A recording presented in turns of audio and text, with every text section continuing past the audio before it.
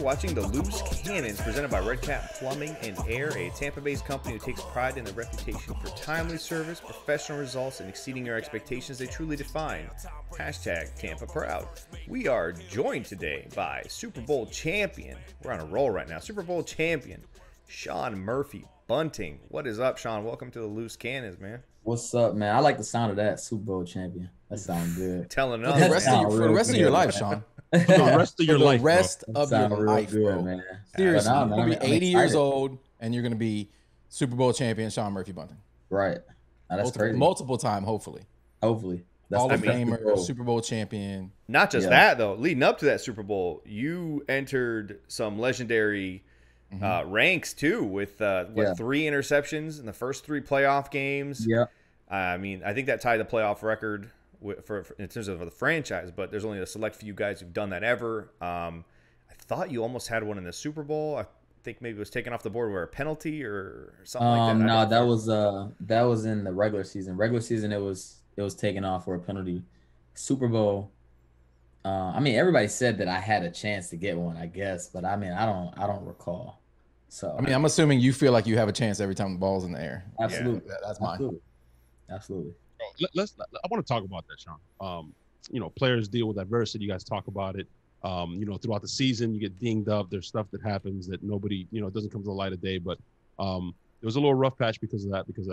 But that run, man, like when you flip that switch, what was that like? What was going through your mind, bro? Because I mean, you were just literally on fire. Was it what Stank said? Like, anytime the ball is in the air, it's mine, because that run was insane, bro. Yeah.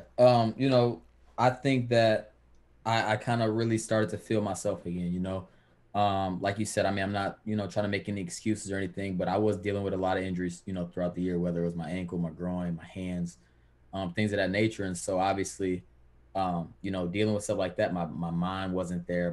My skill set was kind of altered in ways that I couldn't necessarily do everything that I could do as being 100% healthy.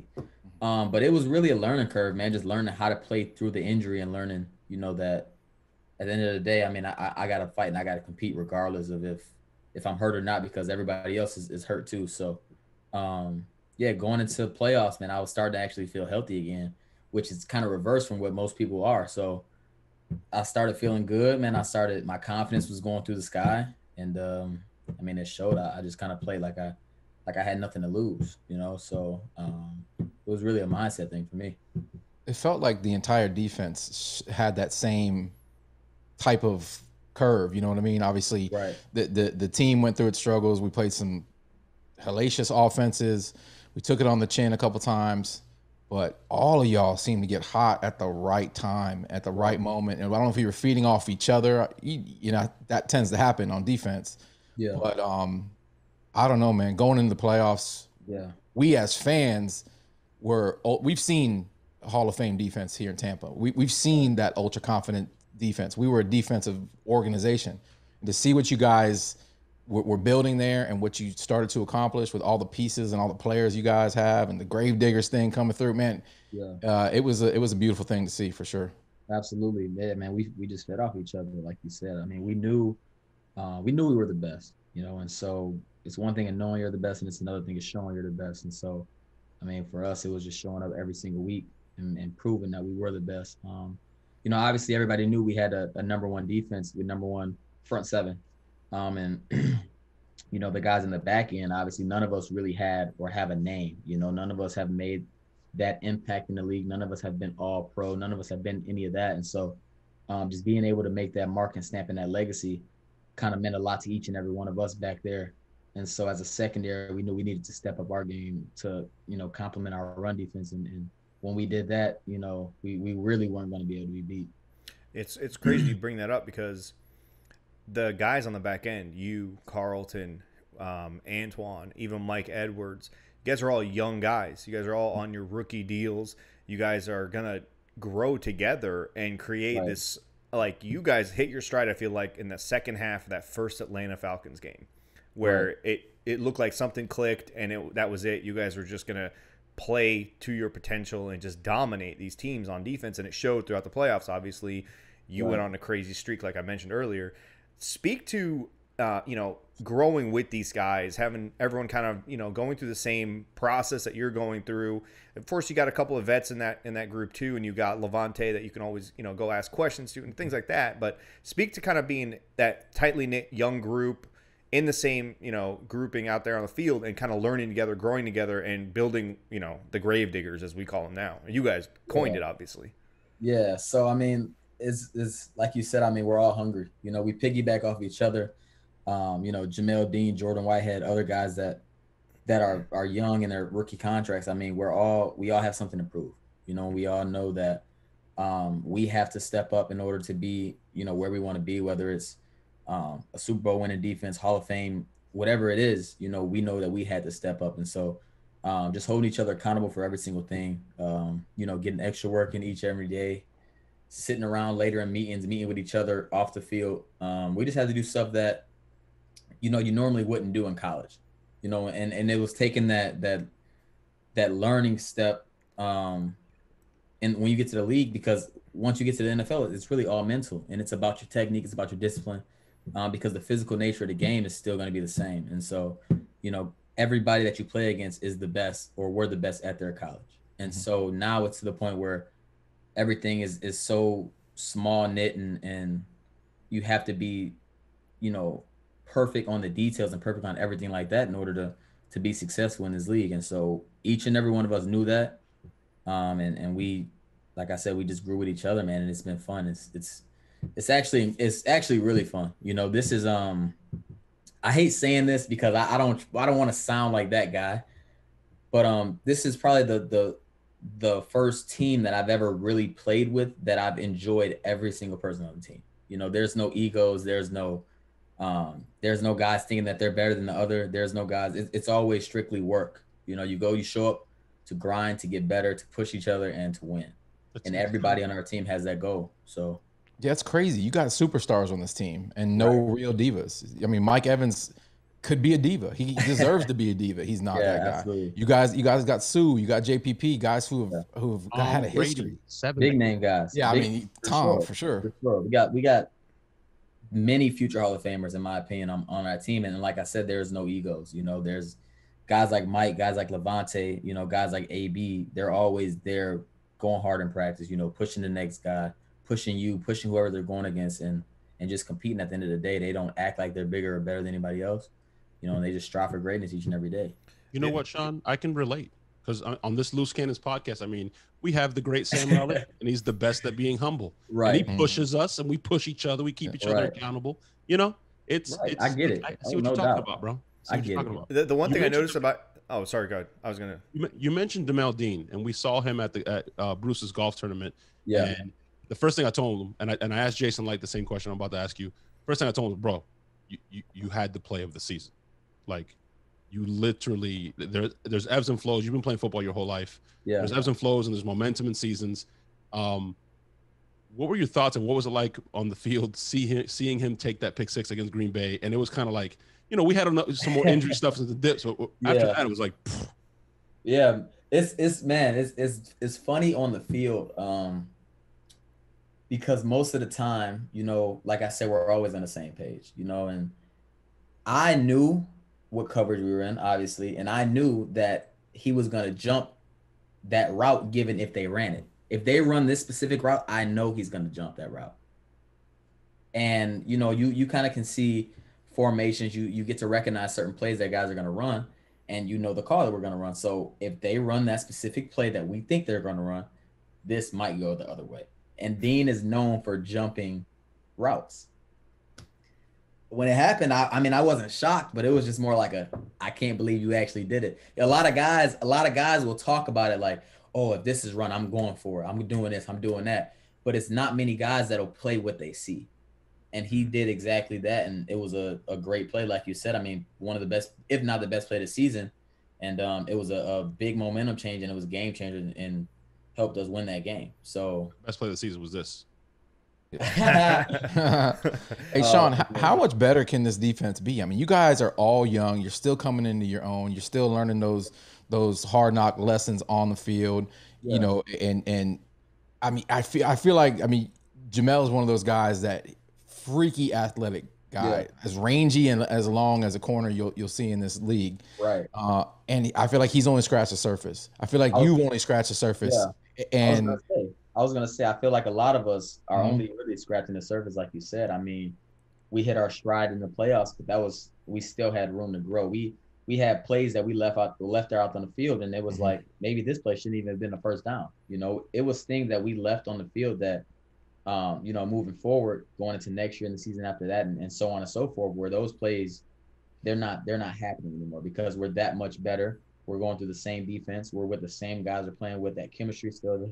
So, you know, I mean, it's the sky's really the limit for this defense, for this team. And, you know, we gotta take it, man. We can't, you know, sit back and think that things are going to be given to us because we won a Super Bowl last year. Like BA said, last year was last year. And going into this year, it's a completely different game, completely different, you know, unit season. So it's like we haven't done anything this year. So keeping that mindset, I mean, is really what's going to make us continue to grow and push us to that next level. Well, the crazy thing is, people are going to try to make their names off of you now. Like you do have that respect now. The entire offseason, everybody's been talking about is the Bucs, and so you are on that radar. And I know Bruce came out and said we need to be the hunters and not the hunted. But they're going to hunt you. They're going to come after you. They're going to try to break your game down and take that trophy from us, or, you know, or at least take that confidence away from us. But I feel like y'all don't, you know, y'all just that gravedigger mentality, man. I feel like you guys are going to carry that momentum over into this next season. Absolutely. I mean, and that was the key word you said. They're going to try. You know, at the end of the day, that's all they can do is try. I mean, like I said, we're not gonna, you know, back down from anybody. That's not what we do. But we're not gonna act like we are, the greatest thing since sliced bread. No, we're gonna do what we do. We're gonna show up every day. We're gonna play ball and we're gonna win. That's just the mentality we got. So I love about you guys, man, is you guys have this. Devin White is constantly dripping just swag and confidence, and you guys have the same thing, but the entire secondary is still a bunch of guys that are extremely humble in that you guys are not selfish. So you've got Whitehead, you've got Edwards, you got Antoine. There's 3 safeties in that room. All 3 of those guys are legitimate starters. I mean, Edwards is getting picks and he's not a starter. He was a starter. His spot gets taken by Antoine when he comes in. And you and Jamel and Carlton, you guys are all interchangeable depending on who you play and how you guys, you know, match up. And that humbleness still comes out with insane level of cockiness. I mean, what you just said, the best they can do is fucking try. What? Yeah. What? Is there a better guy off the bench than Mike Edwards? I feel like as soon as there's an injury and he comes on the field, he's fine. Making plays. Yeah. We played the NFC Championship with 2 backup safeties. And still Mike is a ball hawk, man. I mean, that's literally what he's known for. To get interceptions, to make plays, to make turnovers. I played Mike in college, and so we always talk about who's a bigger ball hawk near him. We have charts. We have charts in the locker room where we do rankings literally every day about who has the best hands. And he'll always put me second. Oh, Mike Edwards and me, and then he'll go like 1A, 1B. When really he knows I'm the best. But that's not the point. You know, the point is he really is a ball hawk, though. You know, in practice, every single practice he's making plays. But isn't that how y'all keep each other accountable, though? Like you keep him accountable, he keeps you accountable. You guys are competing with each other, but trying to make each other better at the same time. For sure, and that's, like I said, that goes through our entire defense. You know, even Devin's always, you know, with the DBs, because obviously we're all drafted together, and so we have that certain bond, and even off the field, I mean, we're all best friends.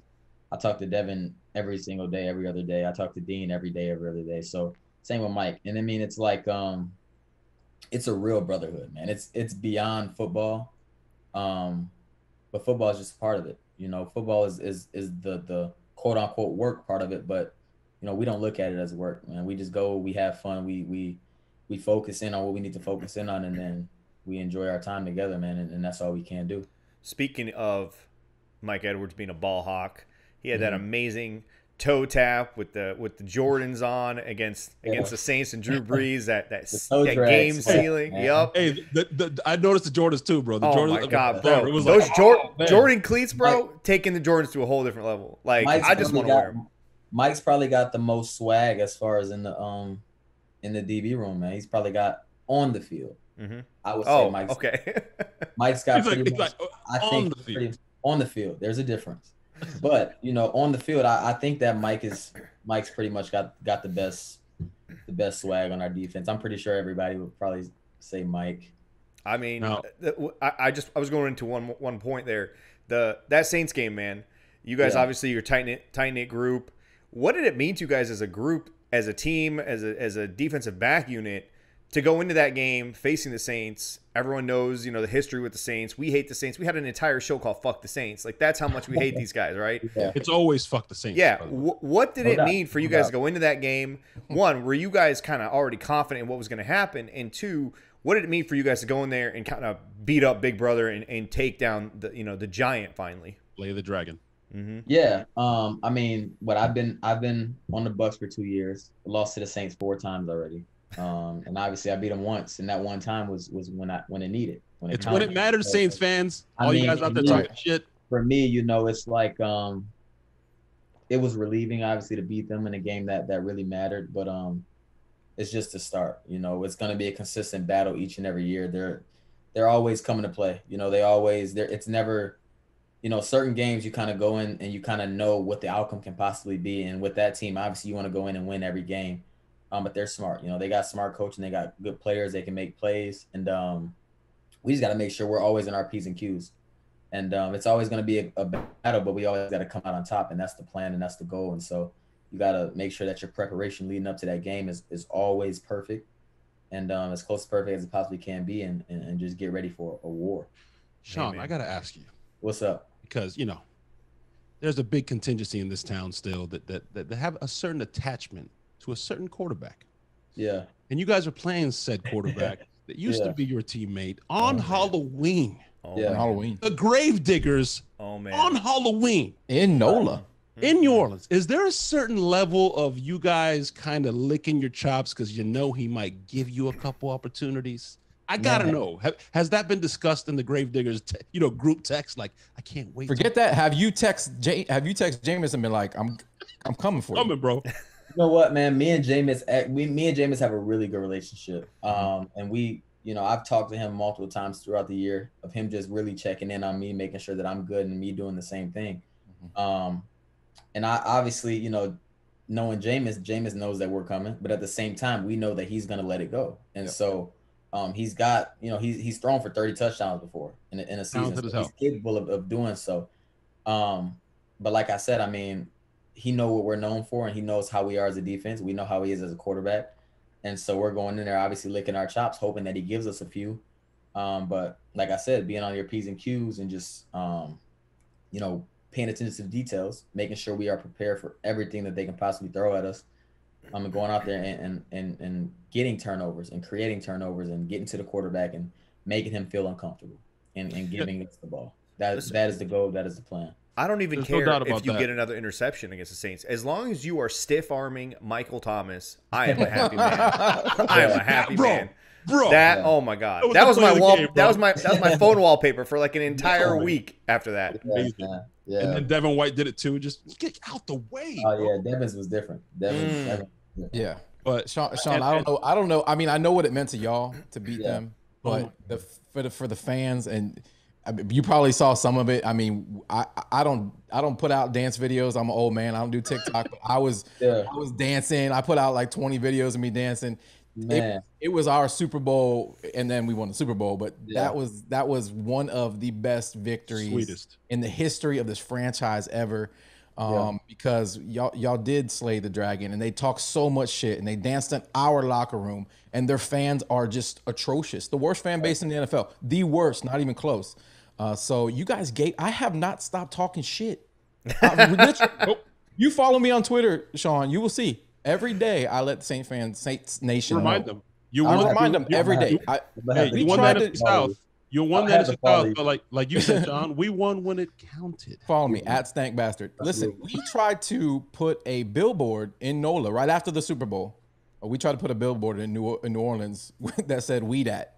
Of course, their city. They said they would do it, and they got soft on us, and they disallowed it. But it didn't matter though, because their whole fan base found out about it. We lost Latte. He's back. Yeah, their whole fan base found out about it, and we just have been talking shit nonstop. Yeah. And that's just that's just the rivalry we have in this division, and I love it. And obviously you don't want to sleep on Atlanta and Carolina, but this division is always going to be tough. And I have to sneak in there too, just for all the haters. Listen, a lot of respect for Jameis. And like Sean said, he is capable of lighting you the fuck up. You got to be on your P's and Q's. He will let it go. So hopefully, gives us a couple, but he is capable of lighting us the hell up. Yes, Sean, I told you, Vita comes to the shop, and we're kicking with him the first or second time he went. And the secondary came up, man. And he said, the baddest man in that secondary is Sean Murphy-Bunting. Like the position he plays, where he's kind of out on an island, I guess, the way the defense is. I don't know the scheme and stuff. But you're in the middle of that field. That's a lot of space you have to cover. He's like, he is the baddest man in there. Now, we have a certain Hall of Famer, should be Hall of Famer, that redefined that position. And there's been a lot of comparisons to that. Do you model your game, or did you look up to Rondé when you were growing up? Have you studied his film? Has he worked with you? Because that pick six in Detroit, bro, was eerily similar to the freaking pick six. That was Rondé-esque as a motherfucker. That was Rondé, bro, all the way. You know what? I can't necessarily say that I've modeled my game, around anyone, because I feel like my game is a lot different, mainly because, I play a lot more man-to-man in the slot. And I'm not sure if there are a lot of guys that can do that, have done that in the past. And so, I respect the hell out of his game. Rondé is a great player. And I've reached out to him on multiple occasions, just asking for tips and seeing things that he has done in the past to make him so successful. And so, like I said, I respect the hell out of his game, man. And I've definitely tried to take a bunch of the things that he's told me, whether it's how I'm studying in the film room, how I'm approaching the game, how I'm blitzing and doing things of that nature, how I'm reading the quarterback and everything like that. And so I've reached out to him on multiple occasions, like I said, and he's given me tremendous advice, and I've definitely taken it in and factored it in towards my game. So I thank him for that and everything that he continues to do for me as well. So Rondé's the man. So I mean, there's nothing negative you can say about Rondé, man. He only played for one team, and he poured his heart and soul out to that one team. And so I mean, that's a legacy right there in his own. So instincts, man. And it's not just that you guys play a similar position, right? But you guys have, there's even some of your mannerisms in regards to how you read, where your eyes are. You are very instinctual. I don't know how much studying you do, but I'm assuming it's quite a bit. And it is a cerebral position. You can't play defense without being smart. And you won't last long in this league unless you really learn how to break down your opponents. And I see that in you. I see you gradually getting better. Obviously, you have a guy like Todd Bowles. Speak to Todd Bowles a little bit. I mean, does he get the credit he deserves here? Here, I think he gets, I think people know how valuable he really is, obviously, within the organization. But outside of the organization, I don't think that he does get enough credit, because he is a complete mastermind. He is a 24/7 thinking about how I can destroy your offense every moment he gets. So every time I go in his office, it's football. He's watching film. He's diagnosing some quarterback. He's diagnosing different styles of how he can show this coverage and we do this and how we can do this. And he is one of the, if he is the greatest defensive coordinator that I have ever played with. And I'm sure that anybody on our defense can tell you that he's literally a mastermind. Like he is I can't, it's hard to describe how smart that man really is. And not only that, but he will structure the defense to how you play. A lot of coaches want to form you to their defense, but he's the type of guy that's going to structure his defense around the key pieces he has, and he's going to make it work for you. And that's what made our defense so strong in the later part of the season, is because he found his niche on where we were really good at, and he just did that, but he gave it to you in different aspects, in different ways, so you could never pick up on it. Is that what happened? Go ahead. Sorry. What's up? I was just gonna say, so he's structured, the defense to favor my way. Sometimes certain guys, he's favored the defense to make our DNs get more open and more free, and so it depends on what he feels is best for that game. But we trust him 1,000%, and that's why we're able to execute so well. Is that what happened towards the end when you guys got really hot? It was just him kind of understanding how to use you guys. Because I know from our perspective and from a lot of fans, I'm sure you heard it, social media and stuff like that. We were just like, just let these guys be bullies. These guys, Carlton, Jamel, SMB, they're bullies. They want to get up in your face. They want to play you man-to-man. And I think that's what Vita meant, by the way, that you're the baddest man in the secondary because you're in the middle of the field. There is no sideline, and you're playing man-to-man. Is that what happened towards the end? He just kind of allowed you guys to be bullies and just press up? He allowed us to play. Like all of us. That's all we did in college. Carlton and Dean played together at Auburn. Auburn's just a press man school. At Central, I can't tell you what defense Central is known for, but what I can tell you is I've never not played press. If you look at my college film, you might see maybe 3 or 4 plays of me playing off. But other than that, I'm pressing you. I'm in your face, and that's what I've been known for, and that's why they drafted me. And so him just allowing us to, like I said, play to our best nature and structuring everything else around that. It made everything so much easier for us. Is there so look, next week we have Todd coming on the show. Okay. Mm-hmm. Now you're in his meetings obviously every week. You've been with him for 2 seasons now, right? Yeah. We need a question that we can ask Todd, or a story that we can drop on Todd that just can completely stump him. I want him to just be like, not know how to even respond. Honestly, man, it's like I don't even. He's all business. It's not all business, absolutely not. But every day with him is something new. He's cussing out me being, but every day, and it's not nothing personal. It's just he's funny, man. If you ask him about how he does Jamel Dean in practice, and then you probably know every day him and Dean are going at it, not going at it, but cracking jokes on each other every single day. Right. Dean, why are you looking at me? Dean, I'm gonna stick my foot up your ass. I'm telling you, ask him about that and he'll tell you. But he's a funny guy. Coach Ross is the same way, man. I really love our coaches. Hey, Sean, break down our offensive weapons a little bit. Obviously, Mike Evans is the GOAT. Greatest Buccaneer wide receiver in the history of receivers in this town. I don't think there's an argument there. But then you got a guy a great human being. You got a guy like Godwin who, is there anything he can't do? He's Mr. Do It All. No, there's nothing that he can't do. He can beat you deep. He can beat you intermediate. He can beat you shallow. He'll block you. He'll put you on your back. He'll get a handoff if he needed to. He can do everything. So that's what makes him so valuable. He's very, very inside, outside guy. You can put him in the backfield at block. You can do so many things with Chris, and he won't. Chris is not a complainer. Like I said, we don't have any guys that are egotistic. So whatever you ask him to do, he's going to do. And he's going to do it at the best of his ability, and that's what makes Chris.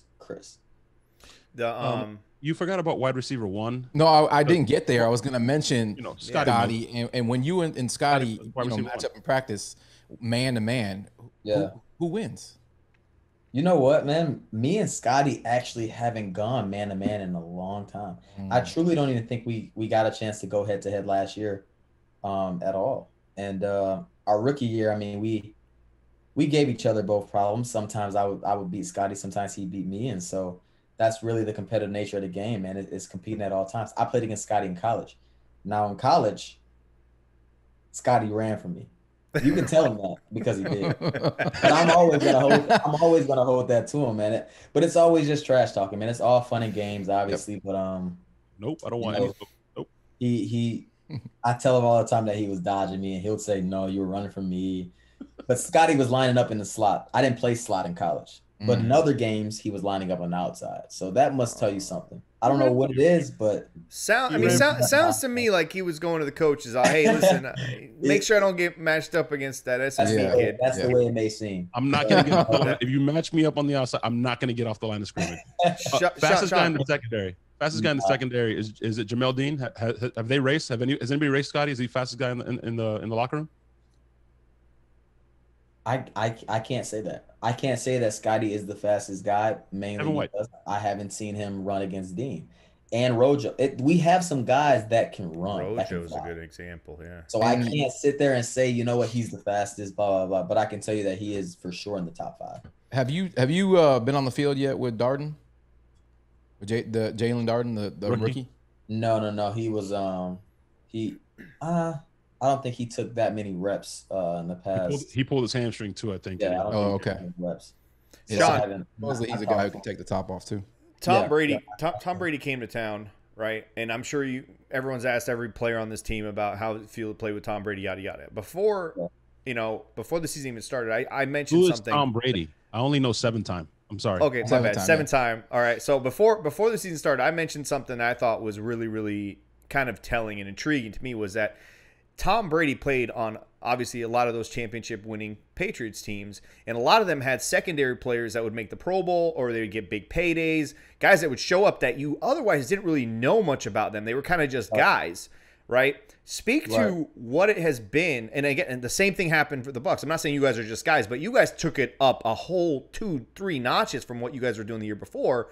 Right. What has it meant to you guys, and maybe you specifically, to face Tom Brady in practice every week? What has that done to help you become a better secondary, a better corner? Because that's what I saw with the Patriots. With those teams were getting better because they were facing him, and not necessarily because these guys were first-round picks or anything, because the Patriots didn't get a lot of those kind of picks anyway.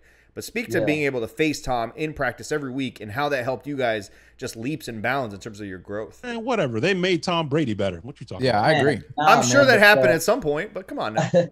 Yeah, no, you're bound. I mean, if you play against the best guys every single day, you're bound to get better. We go against the best receivers in the NFL every day. We go against the greatest quarterback in the NFL every day. We go against some of the greatest running backs, greatest O-linemen. So it spreads. We see obviously how Brady structures that offense, and we see how he attacks us each and every day. And we obviously, as a young team, young defense that we are, we fight back, we battle back, because we want that respect. You're going against the greatest quarterback of all time. You want to gain his respect, and gaining his respect goes a long way.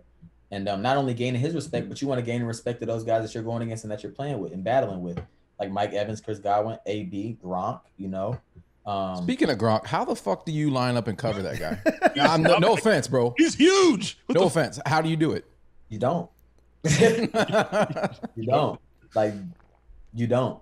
I can't name you somebody that's shut Gronk down. I can't. I don't know. Jamel looks like he's equipped pretty well. Jamel's pretty big. He might be able to kind of get his hands on him a little bit. Yeah, it's fun going against those guys, man. Obviously, like Gronk's a guy that competes, but he's very goofy too. So Gronk is the type that'll catch a ball and then start laughing like mid route, like. You're like, why is he laughing? You know what I mean? So it's like, what is he laughing at?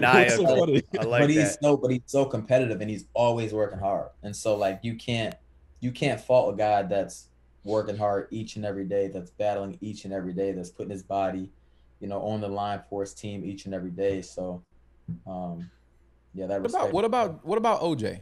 The forgotten. I mean, we have so many weapons. We didn't even talk about AB.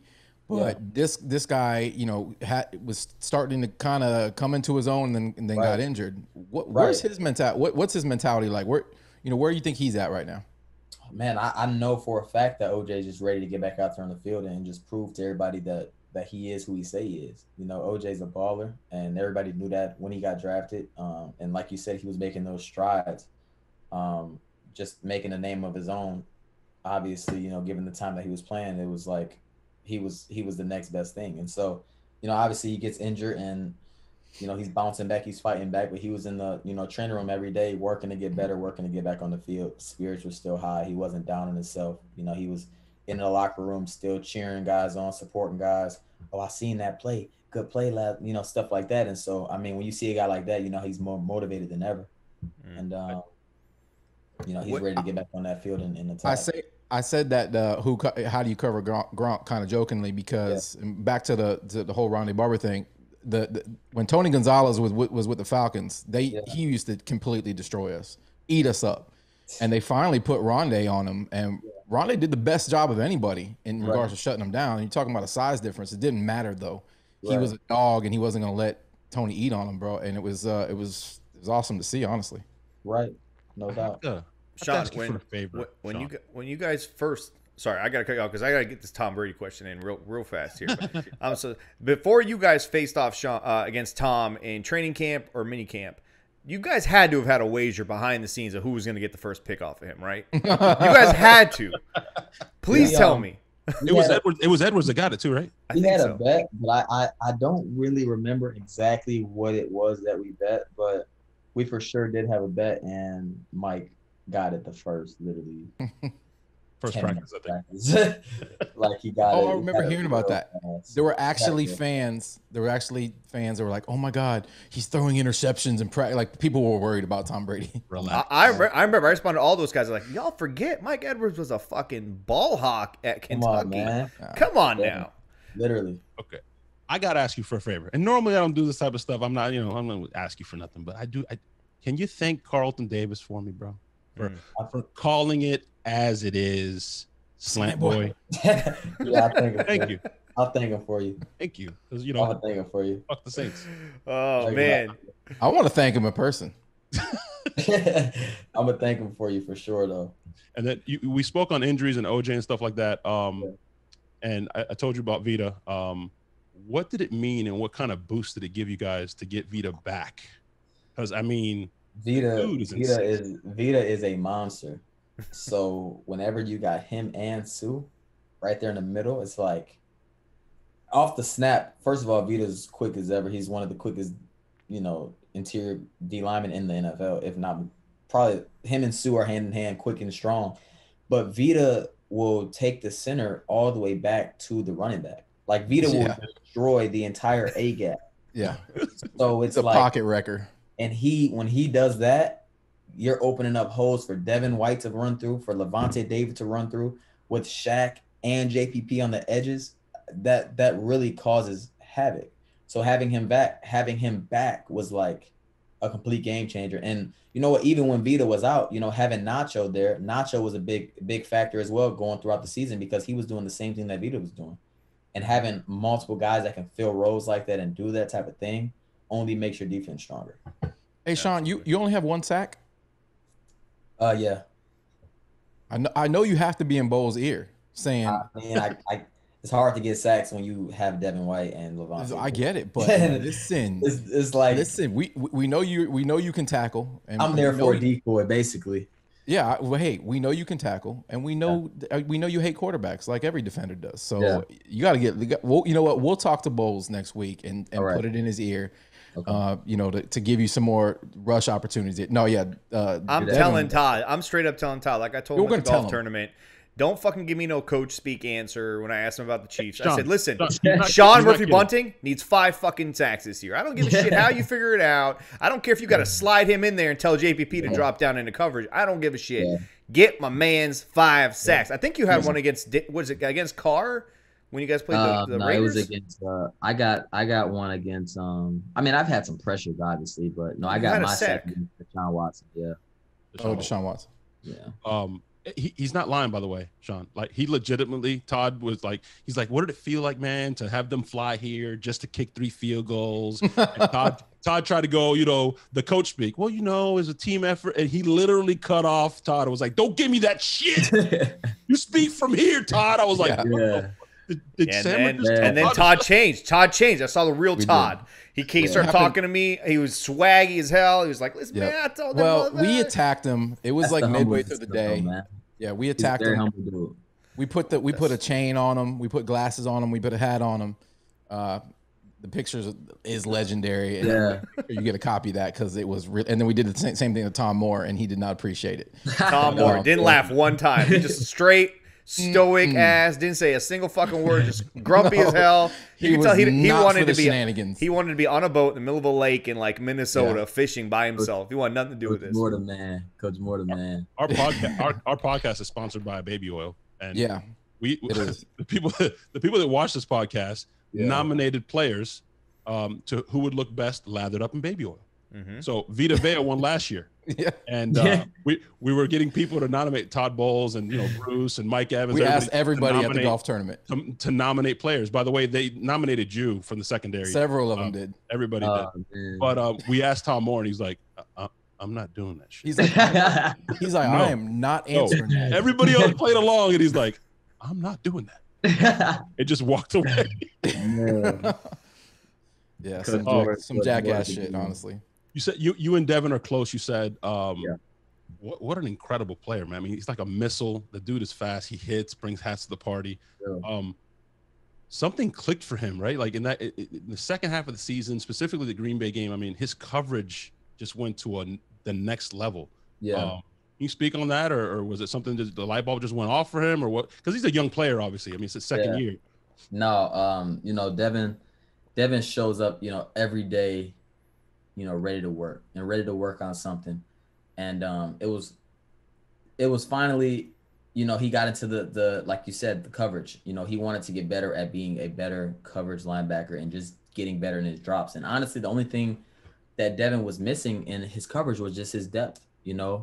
He would have a good drop. It's just he wouldn't get deep enough. And so when he realized that and understood that, it was like you had nothing else to say to him, because at that point, like the type of player that Devin is, he understood and realized that, okay, if I keep everything in front of me, I can run down to it. I'm fast enough to get there. And he did just that. And like you said, it was a drastic change in our entire defense, because, that middle of the field is obviously where a lot of quarterbacks look to go to because of how fast those guys are coming on the edge. And so they don't have time to get around and look to the look to the left and to the right.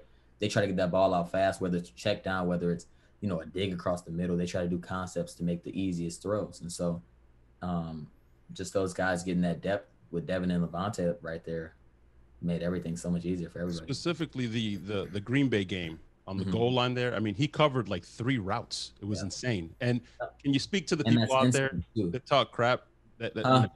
Aaron could have made it. Aaron could have. Were they watching the Oakland game when he lit up Derek Carr? Because there's no way Aaron would have outrun Devin White. He would have retired. He would have retired way sooner. Yeah, that would have been made bad stink. for Aaron. He would have retired way before having to tell everyone he wanted out of Green Bay, because Devin would have sent him out of Green Bay. The entire fucking league. Sean, one of the first training camps we went to when Devin was drafted, and we're all sitting in the stands watching it, and we saw that heat-seeking missile come out of the backfield. I forget who he destroyed. It wasn't funny. I mean, you can see him in practice. The guy has Hall of Fame potential, does he not? I mean, he can be Defensive Player of the Year. He's got that type of ability. 100%. I agree with you 110%. Actually, like I said, just being around him and having him as one of my brothers, one of my best friends, it's like he motivates me each and every day to just be the best. Devin comes to work every day. Every day, he's never out there slouching. He's never out there slacking. He brings that energy. He brings that juice, that swag that, defenses need. And so, it's only right you feed off of that. We saw him. Has he gotten you into the horse game? No, you know what? He hasn't got me into the horse game yet. He told me I was actually supposed to go down to his house in Louisiana, but just the timing of everything this past offseason and summer just wasn't working out. But I got a new, my mom met new people down here, new friends, and so they own a big stable. I don't know. You are getting into the game then. I forget where it's at, but I told Devin about it, and he's like, "Bro, we gotta go. Let's go now." As soon as I get there, we're going. I'm like, "Bro." He's like, "Bro." As soon as oh no, we're going. I'm like, "All right." It's like so he's probably gonna he's gonna work me into it. But I've rode horses a couple times. It's pretty fun, but we saw Devin on The Current. We saw him on the NFL films. He does a lot of talking, right? A lot of talking. Can you say he has the most active mouth on the defense out there on the field. And how much fun is it to be with a guy like that who's just constantly talking? I mean, that exchange between he and CMC, where he tells him he's the best linebacker, and he just goes, "I know." Come on, dude. What? No, bro. No. My favorite one is he's like, and he tells his mama, you better tell his mom to love him because I don't. Oh my God, dude. Any of the exchanges with him, I mean, you could tell that he did not forget that game in London. No, Devin. That's funny. No, Devin is a 24/7 shit talker. Like he just is. He does it to us in practice, but it's always with him. It's like you got to be combative with him. That's how you get the energy and the fun out of it. You know, Devin doesn't like guys that are submissive. You know, he doesn't. He likes guys that's gonna compete, guys that's gonna battle. That's how you gain his respect. And sorry, Stink. If you're not out there giving you 110%, man, it's hard to respect you and it's hard to want to play with you. And so, you know, in practice every single day, we out there battling, we out there talking shit to each other. We're trying to see who get the first interception. We trying to see who get to the ball first. And if you're not running to the ball, it's a problem. And so, you know, having that knack, man, and having all the guys buy into that, man, that's only what's going to make our defense as good as great as it is. And so being young and being, you know, around that early on it helps you out, you know, throughout your career. Does Levante ever tell him to just shut the fuck up? Does he say, hey man, stop? Yes, he does. Yes, he does. Does Brady give it back to him sometimes? Like, I got you on that one. Yep, Brady gives it sometimes, man, Brady gives it first.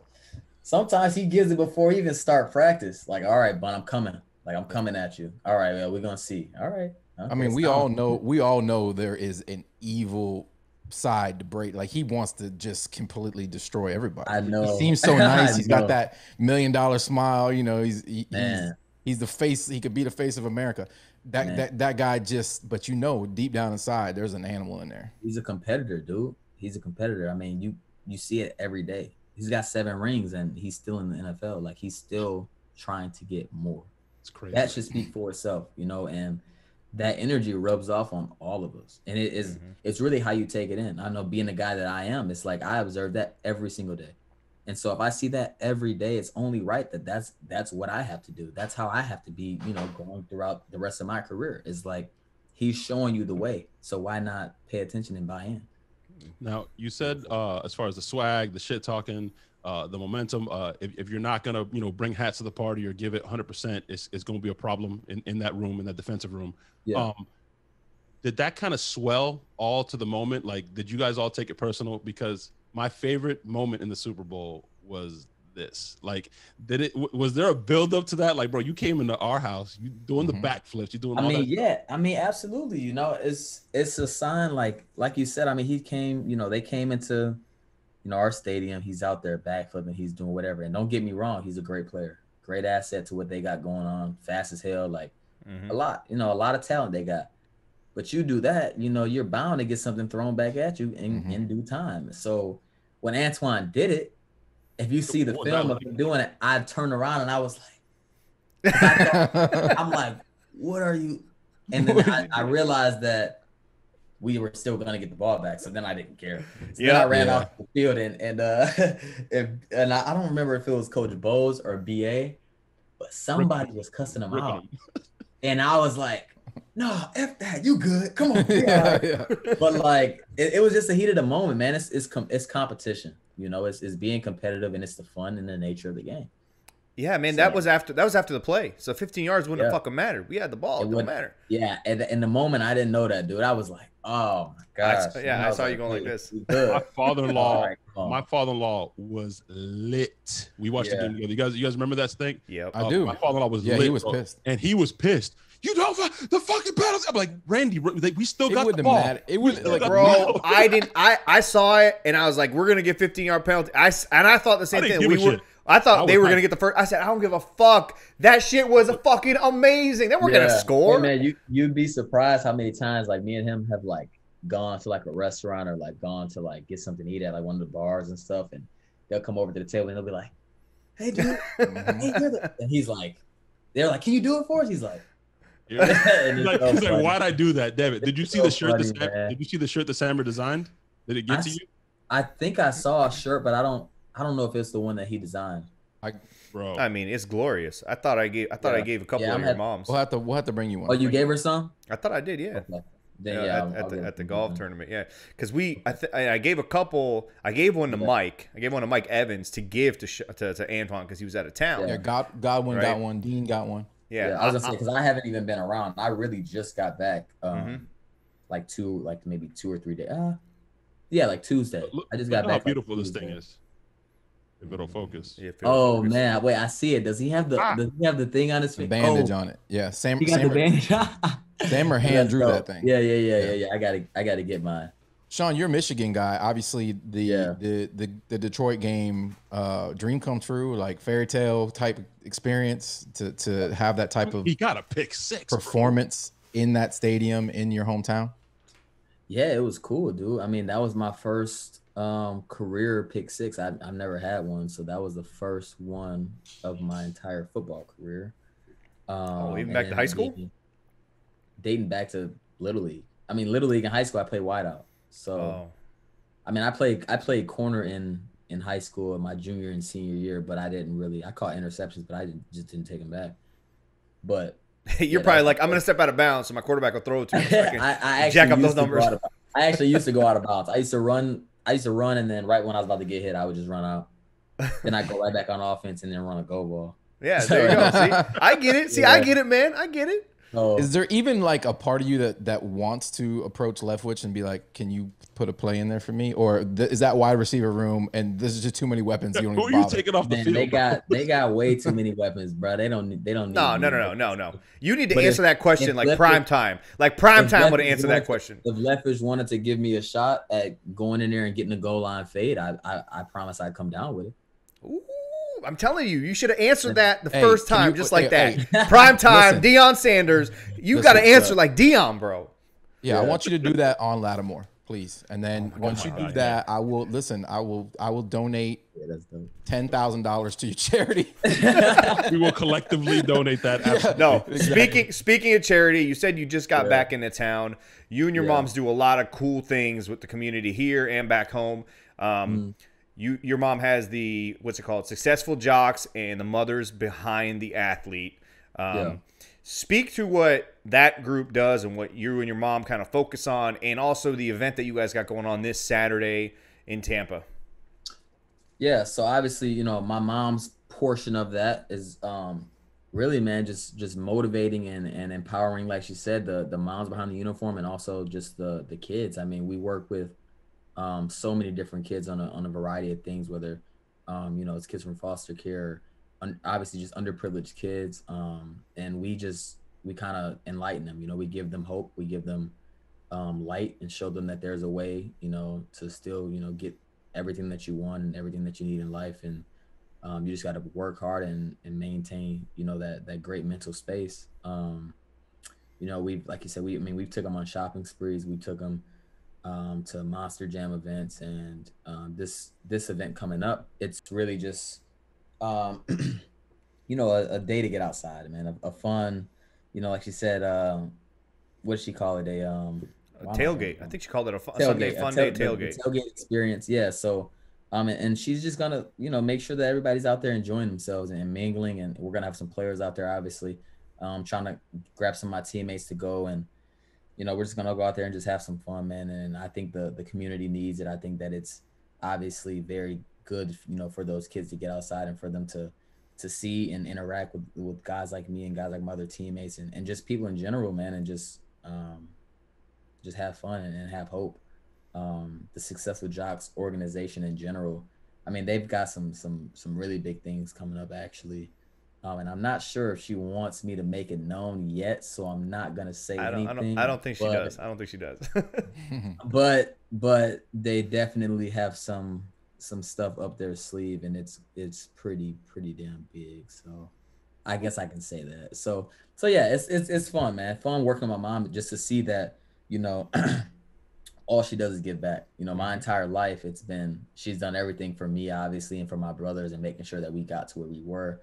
And now that, I'm in the NFL, instead of her just I'm just going to sit back, go to your games, and just, enjoy life. She's obviously still doing those things, but now she's trying to, consistently motivate other people and other moms and other kids to try to help them get to the same position that I'm in. And so it's great to see. She's always happy. Every single day she calls me for at least 30 to 45 minutes talking about what new things she's come up with, what people she's met, how she's about to do this, that, and the other.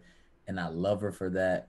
And I told her the other day, I'm like, Mom, I just got a flight and you've been talking to me for an hour. I'm like, I gotta go. I gotta go. She started laughing. She's like, okay, I'll call you in the morning. I'm like, all right. And she called me in the morning doing the same thing. I'm like, ooh. But it's cool, man. It's cool listening to her, you know, just talk about it and how happy she gets with it. And I mean, I'm just excited as she is for everything that's yet to come. Man, I was on the phone with your mom. I texted her a quick question, like, hey, shoot me this person's number or something, or I'm going to shoot this guy your number. And then she called me, answered the phone, no problem. And I was on the phone she talked for a whole hour. I didn't say a single word. When you answered, that's when you messed up.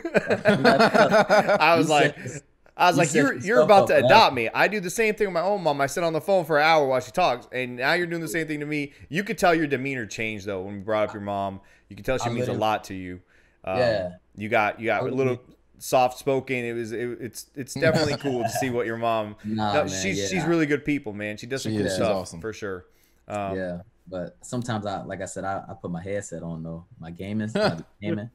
Put my headset on, and then I put the phone inside the headset, and I'm yes, ma'am. Oh yeah, that sounds so good. Yeah. Because sometimes, you know, she just likes to go, and her mind's always flowing with so many different ideas, and then she's helping me out on the side, so it's like she's always busy, always constantly doing something. Yep, for everybody out there, you guys got to check out. Sorry, I got to plug their website, successfuljobs.org. Check out all the stuff that they do. The event that's coming up, they still need some donations for the kids' swag packs or fun packs, whatever they're getting out to all the kids. Yeah. And from what she told me, this is an event that brings a tailgate type of atmosphere with like football drills and things like that with different players to kids that might not have that experience. It might not ever be able to go to a tailgate experience, something like that. So it's really, really cool. There's going to be food and games and everything. Come out there, support that. That's really, really cool stuff. You have to register to bring your kids? I think you do, but that's just so the kids have enough packs to hand out. Bags and stuff. Yeah. Okay. But I don't want to just show up. And there's an age restrictions or kids of any age? It's from ages... Let me see. 6 to 16, something like that. Is that what I said? I think it's like 5 to 14 or 16, something like that. I was gonna say that. 5. By the way, while he's looking that up, everyone out there that has booked their trip with loosecannonstravel.com, we've partnered with SMB's foundation, so a portion will go to his foundation of every trip booked, and we're going to be auctioning off some items from SMB that's going to go to his charity as well. So we're really excited about that. Yes, yeah, we appreciate you doing that, Sean. Yeah, definitely, man. No doubt, man. No doubt. And the ages were 4 to 16. Okay. 4 to 16. There you go. I'm bringing my son out there. Mm-hmm. Sean, check it out, man. We talked football. We talked a little bit of foundational stuff, right? I'm fucking nervous. I'm nervous. Right. I'm nervous. We love you as a player. But I'm about to ask you the 2 questions that people tune into the show for. All right. And this is very important, man. As much as we love you, if you don't answer these properly, I cannot have you back on the show. All right. So here's question 1 of 2. I know this might be more pressure packed than the Super Bowl. All right. Might be. By the way, before you ask, we can all agree on this esteemed panel that the best food for football on planet Earth is chicken wings, right? Yeah. First, I agree. I agree. Clearly. Okay. I mean, it doesn't. If I was smart, I'd go back to my wedding and I would only serve chicken wings. Every birthday party, bar. Chicken wing. I mean, no, just not even a cake, just like a chicken wing castle, just dripping. But so check it out. When you have a wing, Sean, are you going dry rub? Are you going soppy ass wet, man? I go extra wet. Oh my God! I knew I fucked with Sean Murphy-Bunting. Listen, that was the easy question. That's a softball question. Yeah. More important of the 2 is the one that I'm about to ask you, John, and please do not fuck this up. When you're having said sopped wing, are you dipping it in blue cheese? Hell ranch? I mean, ranch. I don't do fuck. I don't do blue cheese. Damn it! Turning my camera off. I don't do blue cheese, bro. I can't. No. I can't. Pain. Okay. Listen, just so you know, I'm have it pretty without sure sauce. Rondé uses blue cheese, but just saying. Can you go with no sauces? No blue cheese, no ranch, just wing. Is it like a buffalo style? Is it sauce on the wing? Yeah, sauce on the wing. Yeah. Oh yeah, I can go no sauce. So you can go sauceless, but you have a don't. medical exemption. You're fine. It's fine. We're gonna give you. I can go sauceless, but if I had a choice over ranch or blue cheese, I choose ranch because I've never, to be honest, I've never really tried blue cheese. I've tried it on accident. Okay, that's different. That doesn't I tried it on accident, thinking that it was ranch, and it threw my taste off. Yeah, but that's a mental thing, right? That's there. a mental thing. That's why I've never had it, and I'm never gonna try blue cheese either, though. So he said I'm never trying. No. Hold on. You haven't had proper blue cheese, bro. It's like Sean. It's like having a frozen pizza for the first time and ever having pizza. And it's just a frozen pizza and being like, oh, pizza shit. You got to try some proper blue cheese. We're gonna give him the Carmen Vitale medical exemption because that's what she pulled on us, that she had a medical exemption. Sean, do you? She also said that she gives Todd Bowles most of like instructions, most of the plays. Yeah, she gets on the whiteboard with Todd. She gets on the whiteboard and she's drawing stuff up. And, can you confirm or deny this? Yeah, can you confirm that?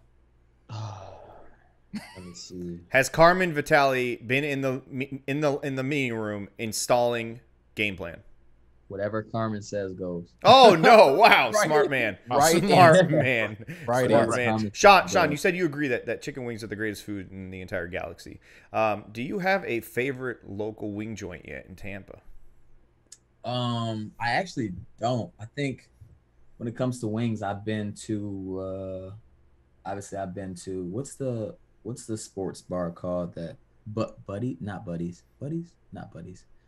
I don't know the name of the spot that I went to. I've only been to like one wing spot outside of like Buffalo Wild Wings or like